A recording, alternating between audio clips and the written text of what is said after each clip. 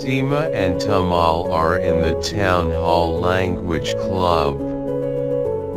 They come to the club to practice speaking English. They listen to CDs and watch DVDs in English, or speak English with friends. Today there is a new person in the club. He is a young man. He is reading a book about Bangladesh. Seema, look, Tamal. Who's that gentleman? Do you know him? Tamal, yes.